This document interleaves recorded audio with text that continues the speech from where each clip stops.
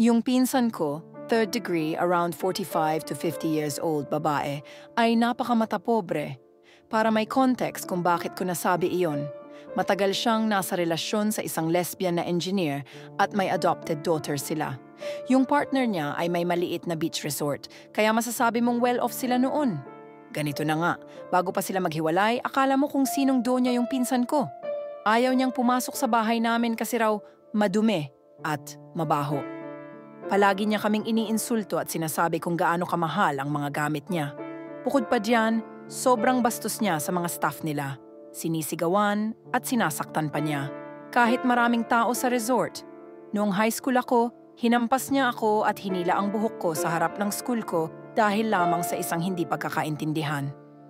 Noong college naman, naglakad ako pa uwi ng 45 minuto kasi abala siya sa paglalaro ng mahjong at hindi ako nabigyan ng allowance na galing sa tita naming nasa abroad. Siya ang humahawak ng pera pero wala man lang siyang pagsisisi o paghingi ng tawad. Fast forward sa nangyari, humiwalay sa kanya yung partner niya kaya napilitan siyang bumalik sa lumang bahay nila na katabi ng bahay namin. Dahil hindi social media worthy, yung bahay nila, luma na at wala silang pang-renovate. Doon na siya sa bahay namin nagpapapicture. Pinapasangla pa niya sa akin yung mga alahas niya. Wala siyang trabaho kasi hindi siya kailanman nagtrabaho.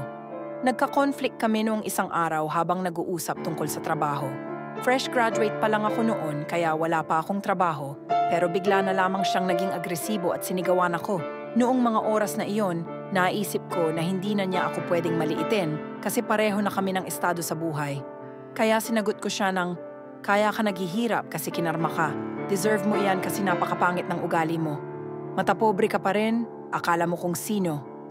Pagkasabi ko noon, agad siyang nagsisigaw at pilit akong sinasaktan. Pero kalmado akong tumalikod at pumasok sa kwarto ko. Umiyak ako sa galit pero sa totoo lang, nakaramdam din ako ng satisfaction. Ako ba kung napaiyak ko siya at na high blood pa siya?